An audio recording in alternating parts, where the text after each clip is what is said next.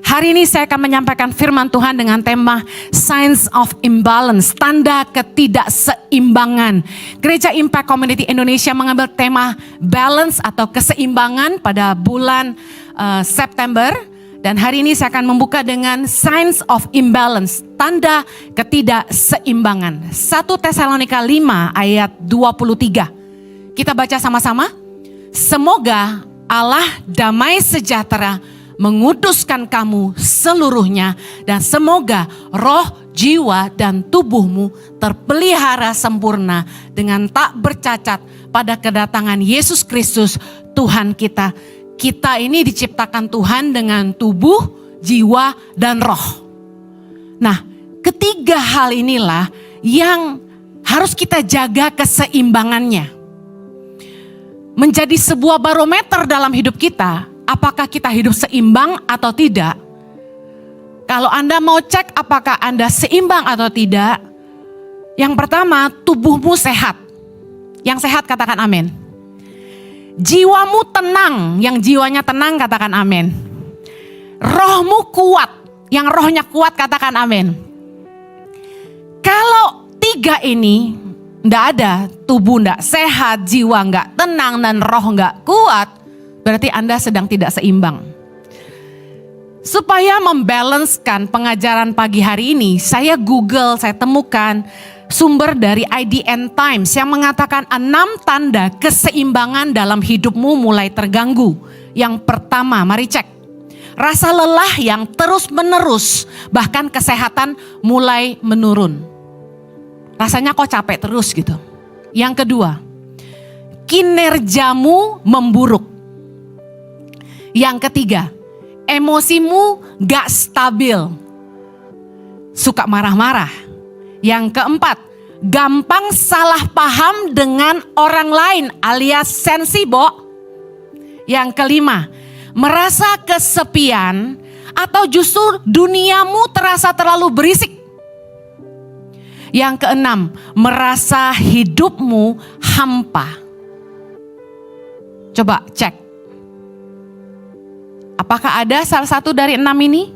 Kalau Anda mengalami salah satunya, saran saya mulai ambil waktu untuk jeda.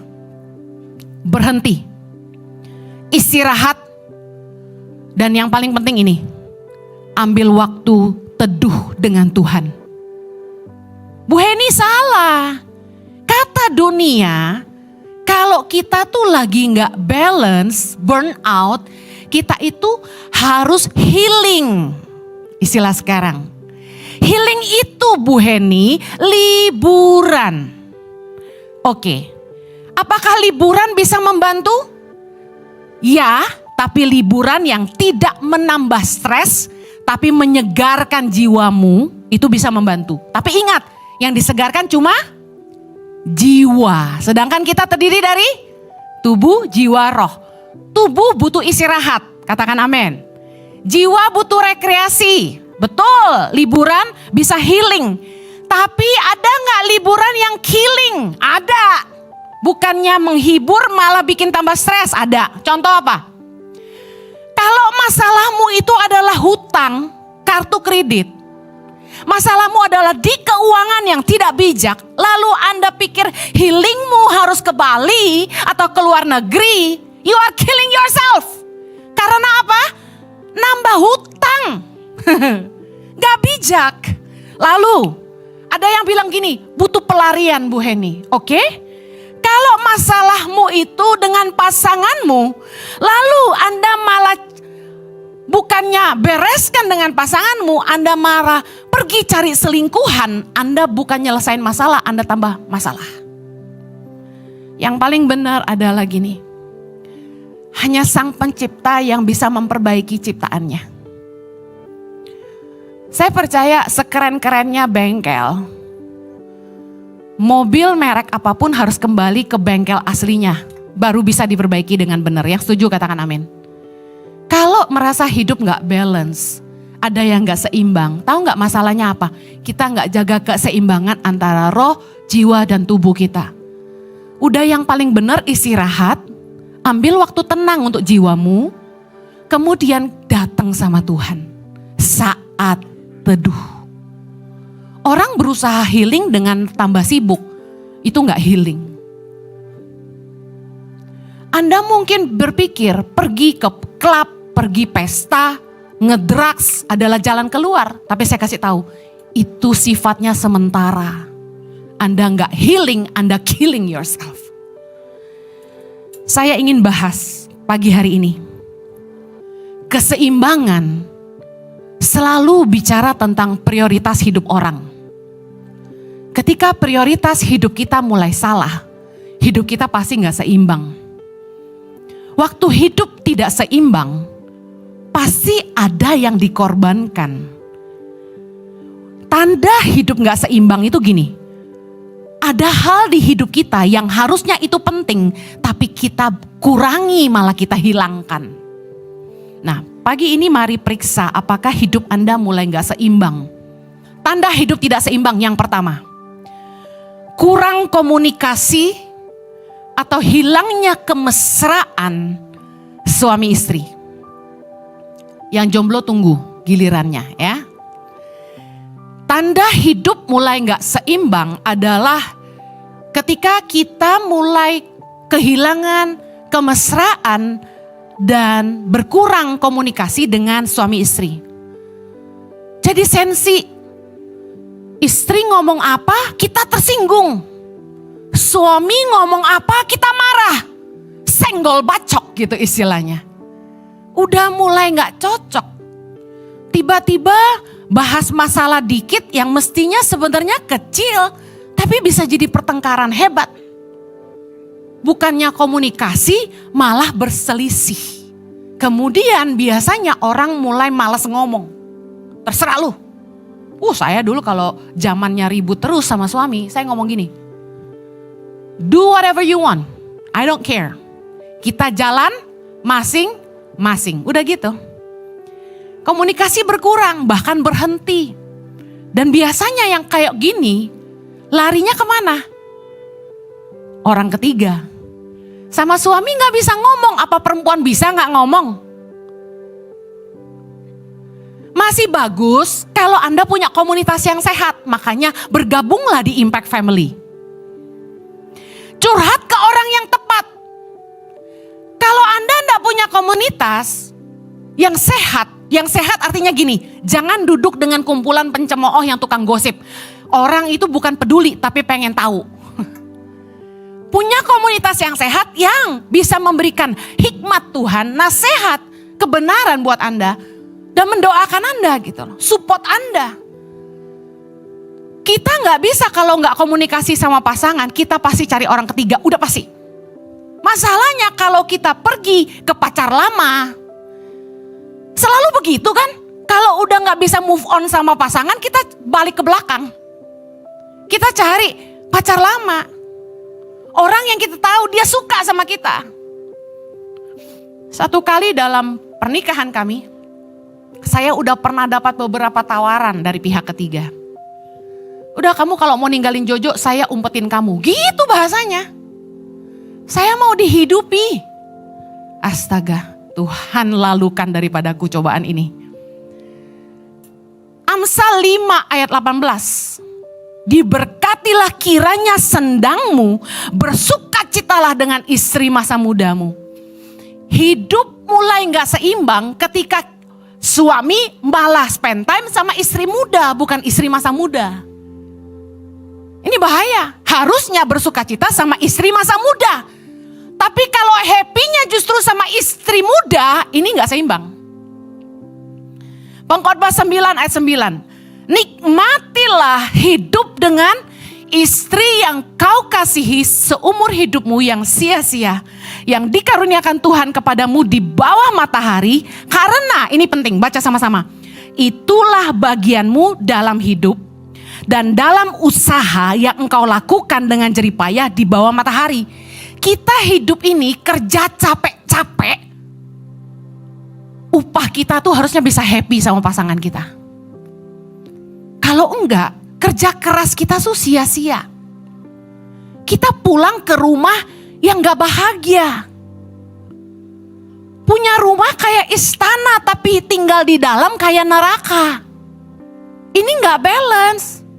At the end of the day, semua hasil kerja keras kita terasa sia-sia. Suami pengen dihargai, suami pengen dihormati. Istri pengen dikasihi. Sebenarnya sesimpel itu. Suami ngerti kalau dia mau rumah kayak sorga, dia harus mengasihi istrinya. Jelas firman Tuhan berkata. Happy wife, happy life. Ini ayatnya. Kalau Anda mengasihi istri Anda dijamin bahagia gitu loh kata firman Tuhan. Tapi istri saya sulit dibikin bahagia Bu Heni. Istri lu konseling dulu sama kita ya. Nah, suami ingin dihargai, ingin dihormati. Laki-laki tuh kalau punya pride dan dia maunya dihargai dan dia gak dapat itu di rumah, dia akan cari itu di luar. Nah ini sering jadi alasan laki-laki kenapa dia lebih senang di luar daripada di rumah kan. Padahal seharusnya gini, Anda mau doa puasa, masalahmu gak selesai kalau Anda gak mau selesaikan. You have to solve your problem. Makin lama Anda ngulur waktu untuk ngeberesin ini, Anda tersiksa makin lama. Jadi kalau hidup mulai gak seimbang, kalau ngomong kok berantem terus gitu. Kita harus duduk berdua dan selesaikan. Ketidakseimbangan dalam rumah tangga kita mulai terjadi waktu gini. Kita kelebihan waktu di tempat kerja, kerja terus. Pulang aja masih bawa kerjaan, pulang aja masih meeting, Zoom. Atau kelebihan waktu sama temen. Kan gitu, ada orang yang pulang kerja tuh gak langsung pulang. Lebih demen nongkrong sama temennya. Refreshing buat dia ketimbang dia pulang ke rumah dengerin bacot istri yang dia lebih seneng duduk sama temennya, mungkin di bar, di lounge, di cafe, makan, ngopi, hahaha, kesegaran jiwa buat dia. Make sense kan? Jadi, mari baik istri maupun suami jadilah pasangan yang asik gitu loh. Yang fun gitu loh. Supaya waktu pasanganmu capek di tempat kerja, dia pulang tuh dia refresh. Jangan kayak tentara udah bawa senapan dikalungin gini, suami masuk pintu atau istri pulang udah langsung dibombardir. Siapa yang mau pulang? Suster tuh ya gini. Gue udah kasih tahu jangan ngajarin anak-anak nonton film dangdut, tapi tetap nonton dangdut. Anakmu sampai jago banget tuh. Siapa tahu anakmu menang Indonesian Idol. Belum yang suami. Pulang udah ngomel aja kerjaannya. Ada loh suami yang sangat-sangat controlling dan negatif. Urusan apa aja diurusin. Yang gak penting-penting diurusin. Makanya saya bersyukur saya tuh nikah sama pria yang gak bawel. Bisa stres gue. Gak seimbang karena terlalu sibuk. Akhirnya kita juga kurang waktu sama keluarga. Kurang istirahat. Orang kalau udah capek bawaannya marah. Saya kasih tahu. Bekerja adalah sebuah tanggung jawab. Amen. Kita harus berkarya. Tetapi kita bekerja untuk apa? Kita kerja untuk bisa menikmati hidup sama keluarga kita. Tapi banyak orang yang kerja tujuannya salah. Katanya kerja untuk menafkahi keluarga. Tapi ketika harta melimpah, malah makin jarang di rumah, bukan? Kalau pergi kan bilang sama istri gitu. Saya kerja buat apa? Saya kerja buat nafkahin keluarga kita. Emang duitnya masih kurang? Buktinya duit makin banyak, makin jarang di rumah tuh. Banyak usaha, makin banyak meeting kan. Makanya ya istri-istri ya, jangan dorong suamimu cari duit terus. Belajar kata cukup. At some point, ketika suamimu udah bangun hidupnya, bangun usahanya, di titik cukup, Anda harus bilang cukup. Kalau enggak gini, yang dikorbankan Anda. Sayang, aku ulang tahun Chanel yang baru. Atau Louis Vuitton yang baru. Udah, that's it. Suamimu ada tekanan batin, dia harus cari kerja, cari duit lebih banyak karena istrinya berat di ongkos. Sayang, kulit mulai melorot, harus suntik salmon. Sekali suntik berapa jigo? Jigo apa? Jigo tiao. 25 juta bos. Saya bilang Kamsia deh, mendingan gua gendutan dikit. Cabi itu narik kulit jadi kenceng loh, I'm telling you. Serius. Right baby? Istrimu murah loh sayang. Makanya jangan bandingin aku sama yang lain. Katanya kerja, orang tua katanya kerja buat anak. Tapi pada akhirnya bukankah anak dikorbankan untuk harta? Lebih penting harta atau anak? Contoh, anakmu pinjam mobilmu, terus nabrak. Anda sayang mobil atau sayang anak? Nggak usah mobil deh. Anakmu main HP iPhone terbarumu, terus kebanting, guprak. Anda sayang iPhone-mu atau sayang anakmu? Katanya kerja buat anak, tapi pada akhirnya harta lebih penting daripada anak. Kita akan jadi nggak balance karena prioritas kita salah kan? Yang kedua, tanda hidup nggak seimbang. Hilang komunikasi, bahkan nggak punya komunikasi sama anak sendiri. Nggak pernah kasih anak perhatian, nggak pernah memberi anak arahan. Tapi kalau anak salah, marah. Efesus 6 ayat 4. Khotbah pagi ini akan lebih ke bapak-bapak ya. I warn you. Karena laki-laki itu kepala, kalau dia pulih, keluarganya pulih. Efesus 6 ayat 4. Baca sama-sama. Dan kamu bapak-bapak, janganlah bangkitkan amarah di dalam hati anak-anakmu, tetapi didiklah mereka di dalam ajaran dan nasihat Tuhan. Siapa yang disuruh ngajarin anak firman Tuhan? Baca dong. Siapa yang harus ngajarin anak firman Tuhan? Bapak-bapak. Seharusnya ayah menjadi imam yang harus mendidik anak-anak mereka dalam kebenaran firman Tuhan. Tapi kenyataannya banyak suami itu pasif di rumah dan lebih menyerahkan tugas ngedidik anak ke istri. Alasannya apa? Gua harus kerja. Zaman sekarang kan istri juga kerja bos. Banyak suami yang berpikir tugas mendidik anak adalah mama. Tugas suami kerja. Seringkali jadi pasif banget dan semua keputusan diserahkan sama istrinya. Dari mulai genteng bocor, keran mampet, sampai AC rusak. Untung kita tuh perempuan perkasa. Bisa segalanya gitu ya. Saya kasih tahu, kenapa istri gak respect sama suami? Seringkali karena ini. Gak mau tahu. Gue udah kerja, lu urus semua. Tapi begitu anaknya salah, istri dimarahin. Lu gak becus ngedidik anak lu. Lu manjain anak sih lu. Nah gitu. Padahal jelas firman Tuhan berkata, bapak-bapak yang harus ngedidik anak firman Tuhan. Kebanyakan ayah lebih sering memarahi anaknya daripada mengarahkan anaknya. Amsal 4 ayat 1. Dengarkanlah hai anak-anak, didikan seorang ayah. Dan perhatikanlah supaya engkau beroleh pengertian. Anak-anak disuruh ngedengar didikan siapa? Ayah. Didikan ayahlah yang memberikan pengertian. You know why? Karena laki-laki itu berpikir dengan logika dan data. Suami saya kalau udah tanya saya, duit habis kemana sih? Bukti-bukti pengeluaran saya keluarin. Nih, kartu kredit kamu. Gitu. Laki-laki gak bisa kita pakai perasaan. Kamu kok gak percaya sih sama aku?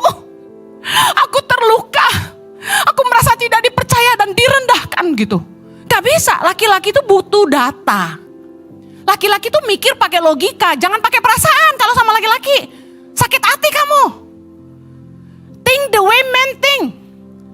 Jadi kenapa anak itu kalau bapaknya yang ngajar, anak jadi ngerti? Karena kalau mama kan telenovela. Mama tuh kebanyakan drama. Pakai perasaan terus. Mama merasa kamu. Mama merasa papa. Ini ya pelajaran penting ya. Mama-mama jangan suka menumpahkan emosinya ke anak. Kesel sama suami ceritanya ke anak. Anak terluka. Karena anak itu penting punya respect figur papahnya. Gimana perasaan anak ketika sosok ayah yang harusnya dia hormati dihancurkan sama mamanya sendiri? Istri-istri paling gak boleh jelekin suami ke anak. Justru ketika saya ngobrol sama anak saya dan anak saya mulai begini, gue gak akan mau merit. Menurut gue semua laki-laki sama. Emang ya? Manusia itu suka menyamaratakan semua orang ya. Saya bilang sama anak saya, enggak semua laki-laki papa baik. Oh ya, accept papa dia bilang. Kecuali papa dia bilang gitu. Jadi buat Chloe Zoe, Jojo tuh pria terbaik di dunia gitu. Yang lain enggak baik. Waduh bahaya. Jadi kita perlu figur ayah dalam mendidik anak-anak kita. Yang namanya kepala itu pemimpin. Pemimpin artinya memberi arah. Waktu anak mau kuliah apa, yang mesti ngajak duduk ngomong tuh papahnya, bukan mamahnya. Mama rasa? Enggak. Papa lihat anaknya. Makanya seorang ayah kalau mau memberi arah harus kenal anaknya. Didikan seorang ayah itulah yang memberikan pengertian sama anaknya. Tugas mama apa Bu Heni? Amsal 1 ayat 8. Anakku, dengarkanlah didikan ayahmu dan jangan menyia-nyiakan ajaran ibumu. Ayah mendidik, ibu mengajar. Artinya apa? Ayah itu guidance, mengarahkan. Ibu itu menasehati. Kalau udah urusannya pacar, dia patah hati. Nah itu mama masuk di situ. Dia terluka sama papahnya. Nah mama masuk di situ menghibur. Amsal 22 ayat 6. Didiklah orang muda menurut jalan yang patut baginya. Maka pada masa tuanya pun ia tidak akan menyimpang daripada jalan itu. Waktu kita lihat anak-anak kita udah beranjak remaja, agak susah diomongin kan ya. Tapi dengar, jangan putus asa. Terus tanamkan nilai-nilai kebenaran. Percayalah, firman Tuhan itu rema. Yang suatu hari akan mengingatkan mereka. Anda percaya firman Tuhan itu berkuasa? Jangan lelah menasihati anak-anak kita dalam nilai kebenaran selama mereka ada dalam asuhan kita. Tapi bagi Anda yang anaknya masih kecil, saya kasih tahu. Suami istri dengar ini. Anak usia 1 sampai 12 itu golden age. Yang dimana kita itu bisa menanamkan nilai-nilai, value-value, dasar-dasar kebenaran dalam hidup mereka. Justru di usia ini. Kayak semen basah, ini fondasinya. Ulangan 11 berkata gini, ayat 18.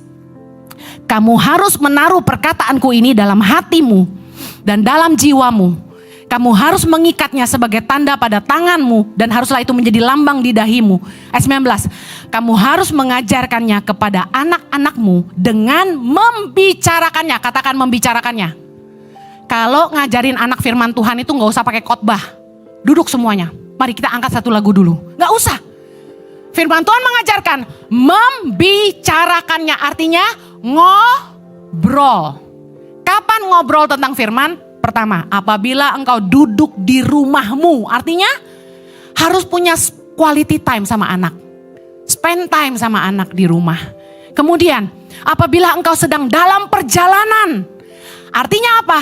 Harus punya waktu berlibur sama anak. Makanya kami sering ajak anak kami road trip.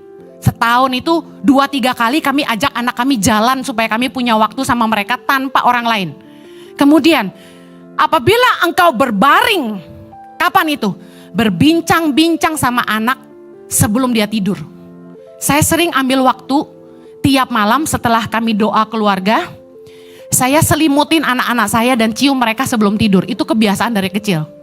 Nah saya selalu ambil waktu sebentar sebelum pergi. Kalau saya gak harus siapin firman, saya tiduran di ranjang mereka. Ngobrol. Mereka suka interview saya. Mami, dulu mami pacarnya banyak ya? Gitu. Dulu kayak gimana tuh kalau nolak cowok gitu? Saya ngajarin mereka tuh sambil tiduran, ketawa-ketawa. Ini penting. Ngajarin kebenaran ketika engkau berbaring. Dan apabila engkau bangun, artinya apa? Yuk miliki waktu breakfast bareng sama anak. Atau kalau Anda gak bisa, pagi buru-buru dinner bareng sama anak. Jangan Anda gak pernah mengarahkan, tapi Anda marah-marah sama anakmu. Saya tahu, jadi orang tua tuh gak ada sekolahnya. Meskipun kita tahu kebenaran, tapi pada prakteknya sangatlah susah. Saya tahu. Tahu gak waktu saya nyiapin khotbah ini, di titik ini, saya nangis. Saya ngajarin Anda pakai 12 tahun Anda dengan baik, saya sendiri melewatinya dengan banyak kegagalan. Tapi ini yang saya mau katakan. Jangan merasa gagal. Jangan menyesali waktu yang udah lewat. Berdoa minta kasih karunia Tuhan untuk anak-anak kita. Bukankah dulu kita dibesarkan juga dengan cara yang kurang baik, tapi kita survive bukan? Katakan Tuhan pemurah. Yang terakhir, tanda hidup tidak seimbang. Istirahat kurang, kesehatan berkurang. Ini jelas. Hidup ketika tidak seimbang, istirahat kurang, kesehatan berkurang. Bu Eni, wah saya menganggur. Ya, istirahat kebanyakan, makan kebanyakan, kesehatan juga berkurang. Coba cek, apapun yang kebanyakan, apapun yang kurang, pasti efeknya gak bagus. Lukas 12 ayat 23, mari lihat Yesus bilang apa. Sama-sama, sebab hidup itu lebih penting daripada makanan. Dan tubuh itu lebih penting daripada pakaian. Alasan kita kerja keras untuk menafkahi keluarga, betul? Alasan kita suami-suami kerja keras supaya bisa membahagiakan istri. Hidup itu lebih penting dari makanan. Tubuh lebih penting daripada pakaian. Jangan sampai kerja keras, Anda gak sayang dirimu sendiri. Kerja keras itu harus seimbang dengan menikmati hidup ini. Pengkhotbah 5 ayat 17. Lihatlah, yang kuanggap baik dan tepat ialah kalau orang makan minum dan bersenang-senang dalam segala usaha yang dilakukannya dengan jerih payah di bawah matahari selama hidup yang pendek yang dikaruniakan Allah kepadanya, sebab itulah bagiannya. Saya kasih tahu bahwa adalah sebuah kesia-siaan dan penderitaan yang pahit ketika orang kerja keras untuk hidup, tapi dia gak bisa menikmati hidupnya. Bahkan kata firman Tuhan, orang lain yang menikmatinya. Mari baca Pengkhotbah 6 ayat yang kedua. Sama-sama yuk. Orang yang dikaruniai Allah kekayaan, harta benda, dan kemuliaan, sehingga ia tak kekurangan sesuatu pun yang diingininya. Tetapi orang itu tidak dikaruniai kuasa oleh Allah untuk menikmatinya. Inilah kesia-siaan dan penderitaan yang pahit. Istilahnya gini, kaya tapi miskin. Kaya tapi miskin tuh kayak gimana? Hartanya banyak tapi dia gak pernah ngerasa cukup. Ini orang yang duitnya udah tapi kerja terus cari duit. Kayak gak ada puasnya. Emang lu mati lu mau bawa?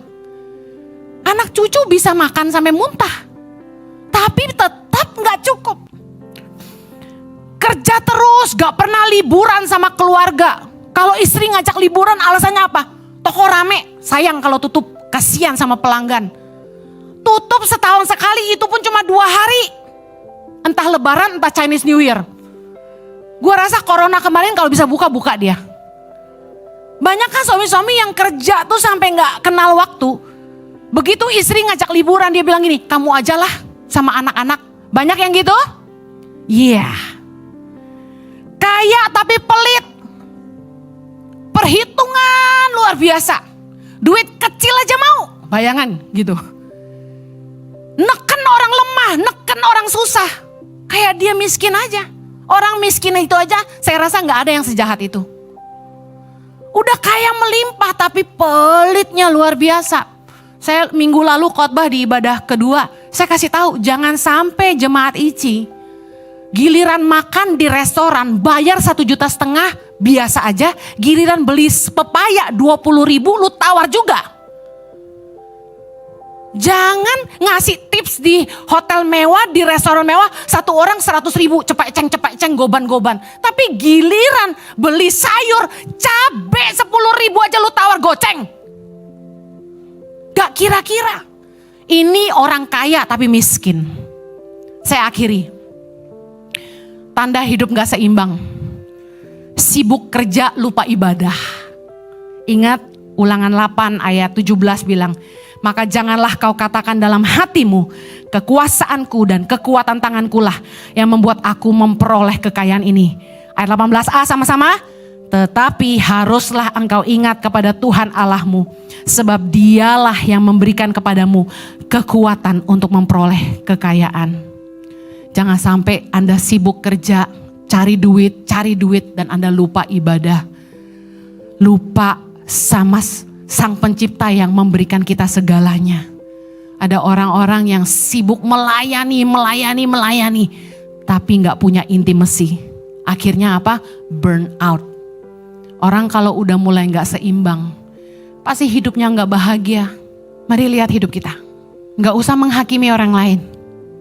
Apakah hari ini hidupmu seimbang? Mari periksa. Bagaimana hubungan dengan pasangan?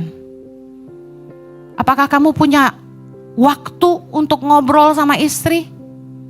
Apakah punya waktu sama anak? Jangan biarkan orang lain yang mengajarkan anakmu. Kamu didik anakmu sendiri. Tugas ayah memberikan didikan dan arahan. Tugas ibu adalah menasehati dan mengurus anak. Jangan sampai semuanya diserahkan ke istri. Apakah kamu punya waktu untuk teduh dengan Tuhan? Hari ini kalau kita rasa kayaknya kita udah bablas cinta uang, kerja terus. Kita bablas kayaknya kita lebih banyak kumpul-kumpul sama teman daripada sama keluarga. Hari ini kayaknya kita udah gak hidupi lagi nilai-nilai kebenaran dan kita merasa bahwa hidup kita hampa, kita mulai lelah. Anda bukan butuh healing, liburan, keluar negeri atau ke Bali. Anda butuh waktu dengan Tuhan. Cuma Sang Pencipta yang bisa mereparasi ciptaannya. Datang yuk sama Tuhan. Pastikan Anda punya tubuh yang sehat, jiwa yang tenang, dan roh yang kuat. Datang sama Tuhan yuk pagi ini. Bapa di sorga, kami bawa hati kami bawa hidup kami, tubuh, jiwa, dan roh kami. Pulihkan kami Tuhan. Banyak prioritas yang salah dalam hidup kami. Kami bablas dengan nikmatnya duniawi. Kami sampai gak sadar bahwa Tuhanlah yang memberikan nafas hidup ini. Kami mau datang sama Tuhan. Pulihkanlah kami. Pulihkanlah kami. Kami mau seimbang Tuhan. Kami mau kembali kepada apa yang paling penting. Bukan harta tapi keluarga. Ajar kami untuk jadi suami yang baik, yang mengasihi istri kami. Ajar kami istri-istri yang respect sama suami kami. Kami jadi orang tua yang baik buat anak-anak kami. Thank you Lord. Pulihkan kami, ampuni kami. Kami mau pulih Tuhan. Berikan anugerah-Mu supaya kami punya tubuh yang sehat, jiwa yang tenang, dan roh yang kuat. Di dalam nama Yesus. Dalam nama Yesus. Thank you Lord. Amen. Have a blessed Sunday. Take care. God bless you.